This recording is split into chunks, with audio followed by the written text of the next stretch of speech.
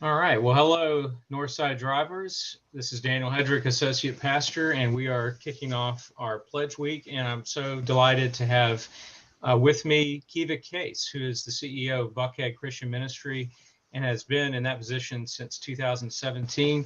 Keeva, welcome. Thank you for having me, Daniel.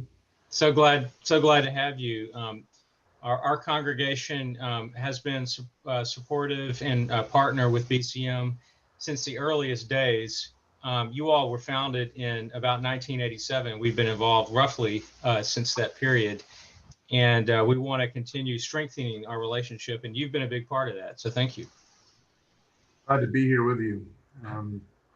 We are definitely in partnership and excited to continue the conversation, especially now. Um, what I'm doing now is just having a conversation with Keeva, and I want people to get a real good understanding of what Buckhead Christian Ministry is up to. They're a mission partner that we support, and when you make a pledge to financially support Northside Drive, you're also supporting our missions, which supports BCM. So, Keeva, could you help us kind of understand a little bit more about BCM? And maybe we can start by talking about the world of poverty and evictions that you all are actively involved in your ministry. Can you share some information about that? Sure. I imagine that many of your parishioners, what do you call them in the Baptist church? Congregants, Congregants. occasional attenders, Occasional attenders. Very good. Very good. No, right now we've got a situation where 1 in 4 households before COVID were at risk, and now it's not just at risk. We're looking at, literally 25% of our city is facing eviction by the end of this year. Thankfully, we have a moratorium from the federal government that's in place, and the CDC says that it's one of the best things that could be happening for members of our community who are facing evictions, that they remain in place. How can you shelter in place without a shelter? As one of our BCM clients shared with us after we were able to provide assistance. However, the landlords themselves are starting to hurt from not receiving rent. Rent has not been canceled, and people are really backed up on what they owe. And BCM has been stepping in, along with a number of other agencies, which we'll talk about in a little bit. But I want to give you kind of a high-level view of where we are. In the United States, a family of 4 earning $25,700 qualifies as living in poverty. Family of 4. Just think about that, and whether you could, with a family. I have 2 children and a wife. We're a family of 4, and I don't think that we could live on $25,000 a year. I don't think many of you could either. That's comes out to about 38 million Americans are in poverty, about 12%. Before the pandemic, the moratorium on the evictions, we had 28 million households facing an eviction. 20 million Americans, 125 million households.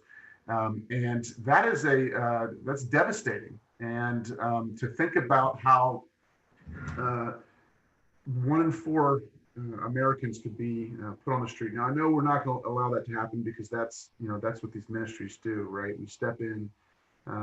This data here is from last month, or maybe September, and we had about 26.5% of renters across the country not be able to pay their rent.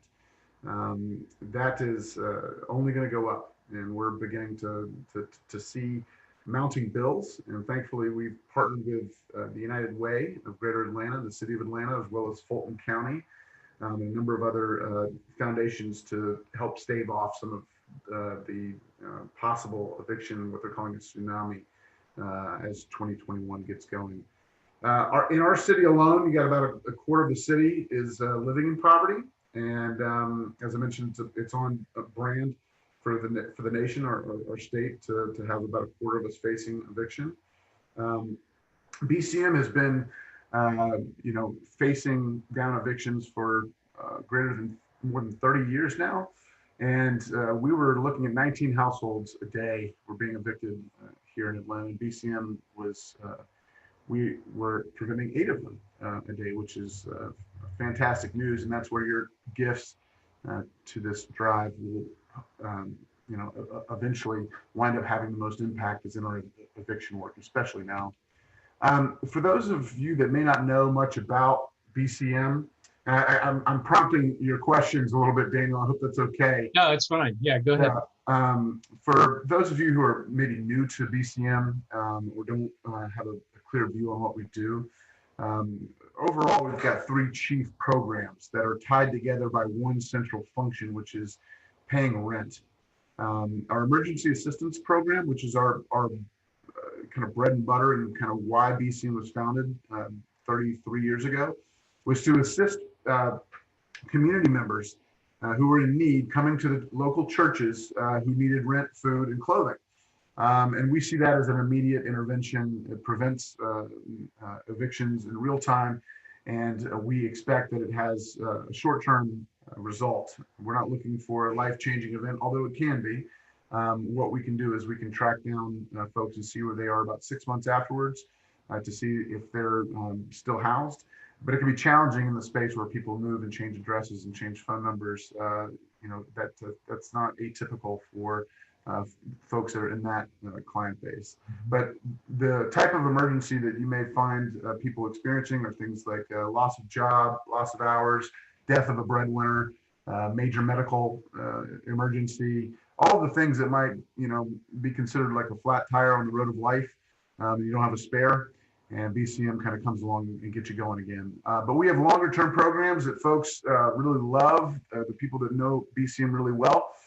Budget for Life is our money management financial education program, and it is a 12-month program, 6 months of which are in-class instructional, where they're on a BCM developed and proprietary curriculum. Thank goodness we had put it on a mobile app a year and a half ago. It was like God's perfect timing for us, because as soon as the mobile version of that program was available, COVID hit. And so we were well equipped to continue to use this innovative homelessness prevention program, which is helping people budget, understand finances, get banked, save money, pay off high interest debts. The way that it works is for the first 6 months while you're in the education portion, each month as you pay off high interest debt, we'll pay up to $1,000 in rent. And that's a huge impact on these families. The last class of about 42 households paid off collectively like $202,000 worth of debt and saved $75,000. And that was before the second 6 months, which is where we match savings. So we're currently in that savings match portion of the program. And now, most recently, we've added on an education and employment services, resume building, job interviewing skills, those sorts of things. We've added to the curriculum for Budget for Life. And then finally, our third and probably most expensive program is Foundation 3. It's a supportive housing program where we take families who have children, school-age children, and the parents are working, but they have recently been evicted or are currently experiencing homelessness or are about to be evicted.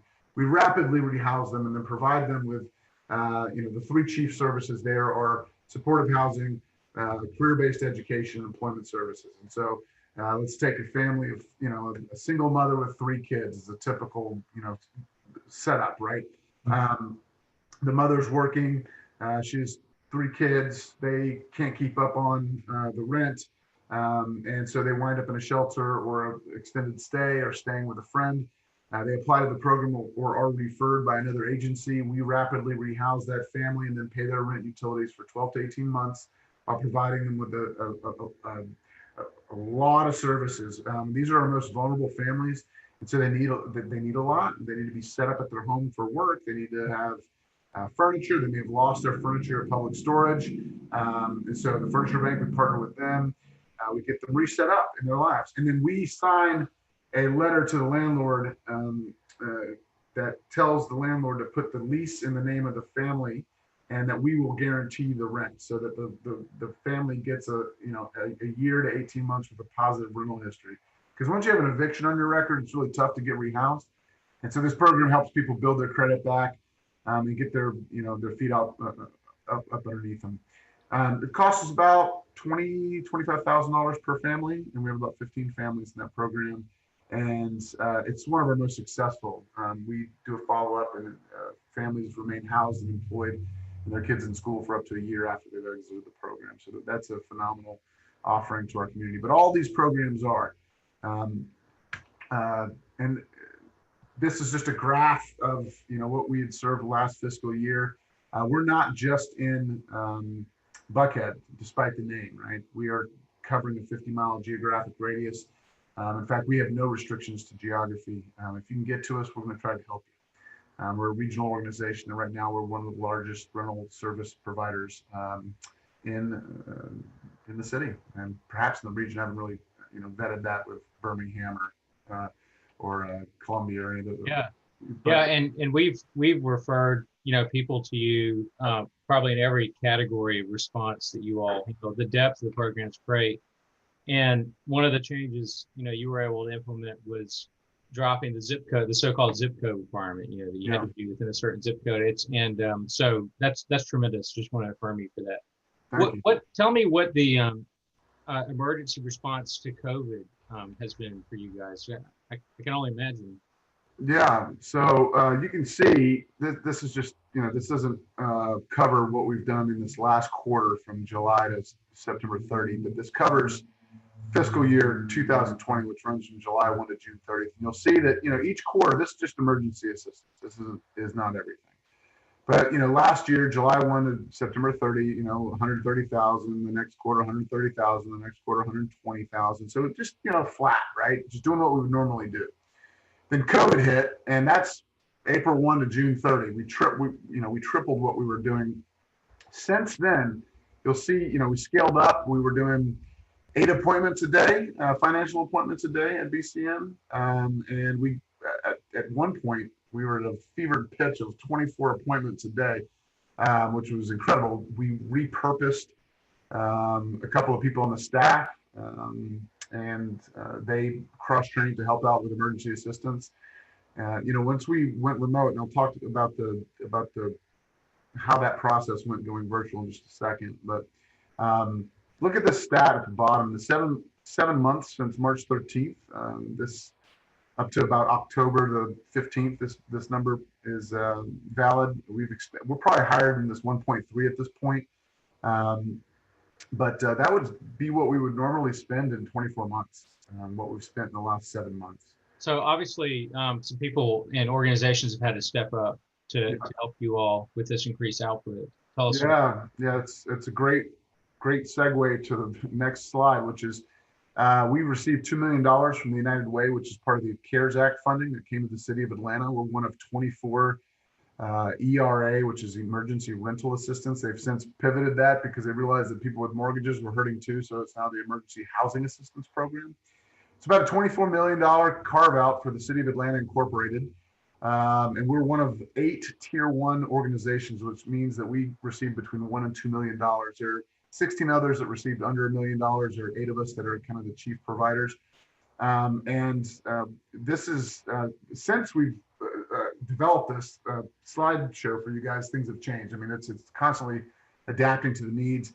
It's now it's $1,000 up to 5 months, so we can give up to $5,000 now, and I think I reflect that in a later slide. The Owens Rollins Foundation, first unrestricted gift to BCM for $500,000. They stepped up in a major way. Fulton County has stepped up. We've expended all of that funding. Unfortunately, that did not come with any administrative costs, but because of the support of churches like you, we have unrestricted funding that we can apply to grants like this.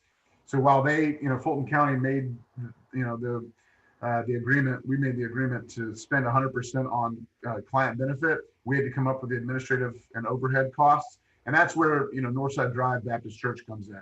That you guys allow us to pay the salaries, to do the actual work, to discharge the money in the community. And then everybody knows the Holder Construction and Property Holdings Group. But Big Bob and Ann, his lovely wife, have been generous supporters for us for the last 20 years. And this is just another one of their incredible gifts during COVID. It's great to see people respond this way. Yeah. So this is I wanted to talk through, because I know it's got to be on people's minds. What happened? Well, March the 13th was, that was the end of one way of doing things and the beginning of another way of doing things. And I think we all know that. And we ceased operations in person on the 13th. And then by Monday, we were back up and running.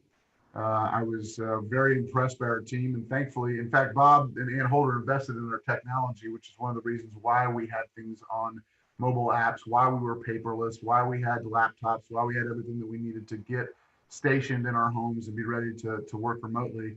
I was thrilled with the team's response, but I'll tell you, it was, come the end of April, we didn't, we got through March and it was like, is this thing going to keep going? Because we kind of thought, it's a week. It's a month. Oh, now we're in May and we're still going.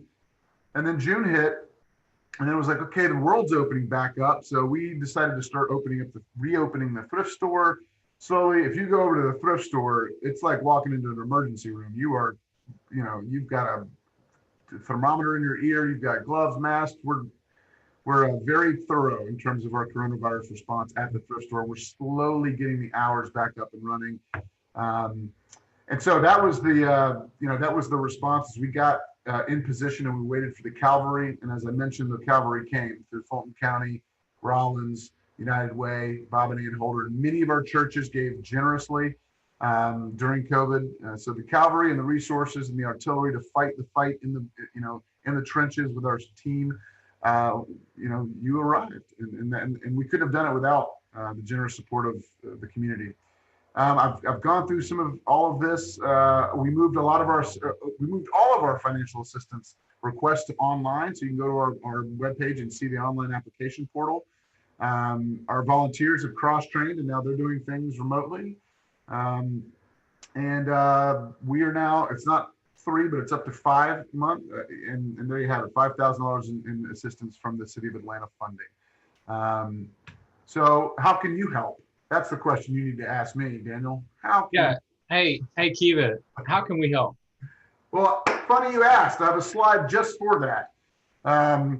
First of all, one of the things that we've been asking our churches to do is to pray for our staff, our volunteers, our clients. Man, as we're out there, we want to remain encouraged. If you can see it on my face, I probably look like every nonprofit leader in the city. I've got more gray, less hair, and puffier eyes than I'd like to admit. But we're working really hard, and every phone call, every application for assistance we get is bad news, and we're trying to bring good news to people. And that good news comes in the forms of being the hands and feet of God in this world by giving people a sense of hope. And so our clients need that hope. We want them to remain hopeful. We don't want the anxiety and fear that can lead to a lack of resilience to get through this. I mean, once you start thinking from a fear-based mentality, you stop thinking about the possibilities, and you fail to see the light. And BCM is a light, and I think people are looking to us to lead. And so that means you. That means Northside Drive Baptist Church. That means all of your congregants and occasional attenders. That means all of you. We need you to step up and to keep Northside, not only keep Northside Drive Baptist Church strong, because we need that institution to remain a vibrant and God-centered community that's sharing hope in the world through all of your missions. But for BCM and the work that we do, we need you for that work. So give generously to BCM, give generously to this drive.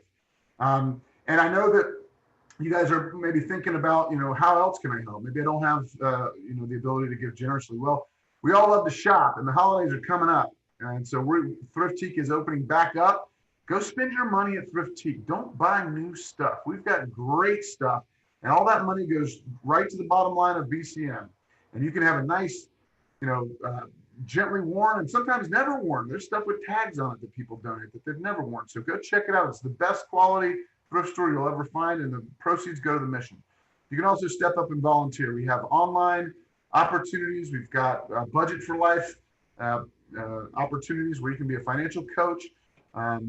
We are recruiting for that right now, by the way, the Budget for Life program. So if that's something people are interested in, please get in touch. And then the thrift store. We need help at the thrift stores. We're getting things back up and running. And then finally, as a church, as a congregation, I hope you will continue to refer clients to us. That's one of the most important aspects of our relationship is working together to help people through the storm. That's the Absolutely. big work ahead. And so I'm going to close with what's next for BCM. During COVID, back in May, when everything seemed to be going bananas, our board, our governing body, was still working as a governing body, believe it or not, remotely. They still had to govern this great organization, and they did so very well. And we wrapped up a strategic plan in May, and here's what we're going for. We're working this year on exploring a name change that speaks more closely to what we do and who we serve.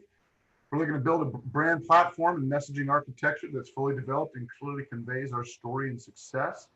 And we want to ensure that all programs prevent homelessness and elevate possibilities for our clients.